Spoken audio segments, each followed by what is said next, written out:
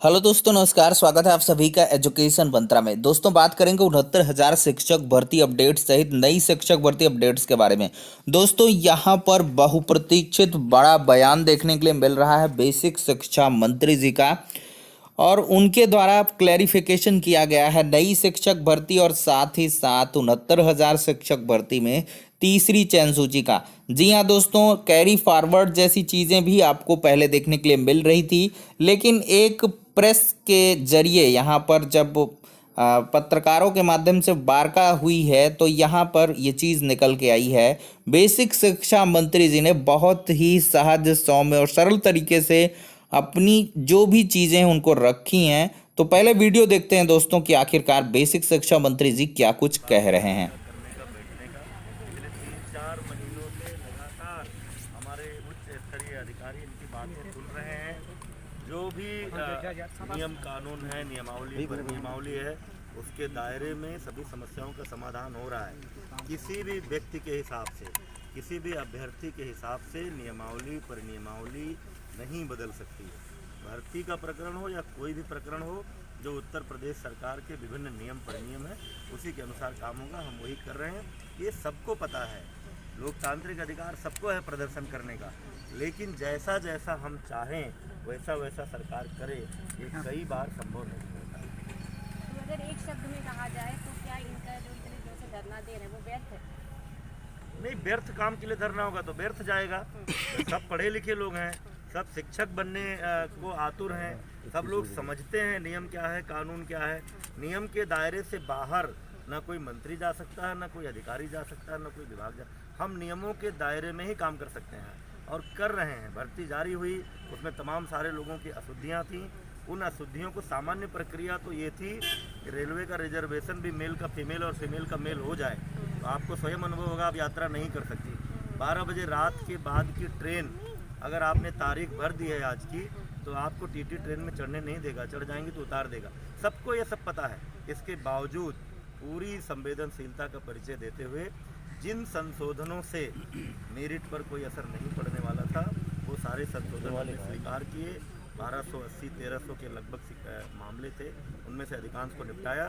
शेष बचे हुए मामलों में न्याय विभाग का परामर्श मांगा है, क्योंकि हमारी चिंता इन 1200 लोगों की तो है ही साथ उन 68,000 लोगों की ज़्यादा है जिनकी भर्ती हुई है। हम कोई भी कदम ऐसा नहीं उठा सकते जिससे जिन 68,000 लोगों का प्लेसमेंट हुआ है, नौकरी मिली है, वो किसी कानूनी दांव पेच में फंसे। इसलिए पूरे प्रकरण की पहली बार ऐसा हुआ, एक एक एप्लीकेशन का अध्ययन हुआ है, एक एक केस की रिपोर्ट बनी है। हमने न्याय विभाग से परामर्श मांगा है। न्याय विभाग जैसा हमको परामर्श देगा उसके अनुसार कार्रवाई करेंगे। सर हम लोग और उसके बाद भी सबके पास ये अधिकार रहेगा कि सरकार के विभाग के किसी भी निर्णय से अगर किसी को असंतोष होगा, अगर किसी को लगेगा कि सही नहीं निर्णय है, तो इस देश में हर आदमी न्यायालय की शरण में जा सकता है। न्यायालय का आदेश फिर सर्वोपरि होगा, जैसा आदेश होगा। सर मैं कहना चाहता हूँ कि हम लोग संशोधन वाले नहीं हैं और ना ही 68,500 के रिक्त पद जो 22 वो सीटों वाले हैं। हम 67,867 69,000 शिक्षक भर्ती के अभ्यर्थी हैं जो प्रतीक्षा सूची का इंतजार कर रहे हैं। कौन सी प्रतीक्षा सूची जारी हुई थी? कोई प्रतीक्षा सूची जारी हुई थी क्या? नहीं यही मैं कह रहा हूँ कि ये जो आप सवाल कर रही थी 3 महीने से बैठे, ये 3 महीने से जो धरने पर बैठे, हर 3 दिन बाद इनका एजेंडा बदलता है। एक बार धरने पर बैठे थे कि संशोधन वाले लोगों को, हम लोग संशोधन वाला नहीं है सर। आज खुद आप दूसरा एजेंडा। अभी भर्ती प्रक्रिया संपूर्ण नहीं हुई, अभी कुछ लोगों के आवेदन पड़े हुए हैं जिनमें कुछ विसंगतियों के कारण उनका निपटारा नहीं हुआ। क्या आज ही उन पदों को रिक्त घोषित करके हम दूसरे को उस पर भर्ती कर लें? तो इसलिए क्यों इस तरह का आंदोलन करने की आवश्यकता क्या है? जब भर्ती प्रक्रिया पूरी होगी तब हमको पता चलेगा कि कितने हमारे पद रिक्त रह गए हैं, उसके बारे में सोचेंगे। अब मैं बार बार कह चुका हूँ कि अभी तक का जो नियम रहा है, कभी भी कोई वेटिंग लिस्ट बेसिक शिक्षा विभाग में जारी नहीं हुई है। भर्ती होती थी, 72,000 की भर्ती निकली थी, 43,000 लगभग लोगों की भर्ती हुई थी। शेष पद आगे गए, कैरी फॉरवर्ड हुए। कभी ऐसा होता नहीं रहा है, कोई वेटिंग लिस्ट हम जारी नहीं करते हैं। लेकिन उसके बाद भी क्योंकि आप लोगों की ये मांग थी कि जो पद बचे रह जाते हैं उस पर मेरिट को नीचे करके उसको भरा जाए, तो मैंने नहीं, हर चीज़ मंत्री, कोई लोकतंत्र में मंत्री राजा नहीं होता है, हर चीज़ नियमों के दायरे में होती है। मैंने आप लोगों को आश्वासन दिया है कि हमारी ये भर्ती प्रक्रिया पूरी होगी। जब फाइनली हमको पता चलेगा कि कितने पद नहीं भरे गए तो हम इस बात पर विचार करेंगे कि मेरिट लिस्ट को नीचे ले जाकर करें। लेकिन उसके लिए इस तरह का आप धरना प्रदर्शन करके दबाव बनाओगे, हम जल्दबाजी में कोई निर्णय हम नहीं लेंगे, क्योंकि हमको एक एक अभ्यर्थी, एक एक नौकरी पाए हुए व्यक्ति के भविष्य की हमको चिंता है। केवल उनकी ही नहीं जो यहाँ धरने पर बैठते हैं, उनकी भी जो जिनकी पोस्टिंग हुई है, जिनकी भर्ती हुई है, उनकी भी जो अभी प्रतीक्षा कर रहे हैं। हम समग्रता में सोचते हैं, हमको पूरे प्रदेश की चिंता है। आपको इस बात पर प्रसन्न होना चाहिए कि उत्तर प्रदेश की योगी सरकार पिछले अभी 4 साल पूरा होगा 19 मार्च को, लेकिन लगभग 4 लाख नौजवानों को प्रत्यक्ष रूप से सरकारी नौकरी दे चुकी है, और उसमें से 1,20,000 की संख्या बेसिक शिक्षा विभाग है। अब अभी एक भर्ती पूरी नहीं हुई, सोशल मीडिया पर दिन भर चलता है, हमको व्हाट्सएप आते हैं, नई भर्ती कब निकालेंगे। अरे भाई, ये कोई बच्चों का खेल नहीं है। हर भर्ती करेंगे तो वेतन देना पड़ेगा। ऐतिहासिक काम हुआ है कोरोना काल में, 68-69 हज़ार लोगों को नौकरी मिली है, और ये भी नहीं कि केवल नौकरी मिली है, वेतन मिलना शुरू हो गया है। इसलिए आप लोगों को धैर्य रखना चाहिए। इस तरह से दबाव बनाने वाली ये प्रक्रिया, रोज धरना, रोज प्रदर्शन, आए दिन हमारे आवास पर जा करके घेराव कर लेना, ये ठीक नहीं है। Doctor Satish Dwivedi, doctor Satish Dwivedi. तो आप लोगों ने देखा दोस्तों किस प्रकार से बेसिक शिक्षा मंत्री जी ने कहा कि तीसरी चयन सूची कम मेरिट करके जारी की जाएगी, और इस पर पहले क्या उन्होंने कहा है कि वो कतई नहीं चाहते हैं कि किसी प्रकार का कोई भी पचेड़ा फंसे, क्योंकि जो चयनित हो चुके हैं या जो होने वाले हैं उन्हें सबकी चिंता है। और इस आधार पर देखिए कहीं कहीं प्रदर्शन के आधार पर चीज़ें हौच-पौच हो जाती हैं। बेसिक शिक्षा मंत्री जी ने कहीं एक बार ये सोच लिया कि 68,000 की बची हुई सीट 22,000 जोड़ने वाली बात कह रहे हैं। फिर ये बातें समझ में आई बेसिक शिक्षा मंत्री जी को जब अभ्यर्थियों ने बताया कि नहीं सर, हम ना संशोधन वाले हैं, ना 22,000 जुड़वाने वाले हैं, हम हैं तो प्रतीक्षा सूची। तो उन्होंने कहा प्रतीक्षा सूची तो कभी बेसिक में जारी ही नहीं हुई है, लेकिन हाँ उन्होंने ये कहा कि मैंने आपको आश्वासन दिया है और उस पर कार्य होगा, लेकिन अभी संशोधन के मुद्दे बाकी हैं, उन पर कार्य चल रहा है। तो आखिरकार उनको क्या हटा करके रिक्त पद की मान करके काउंसलिंग करवा दी जाए?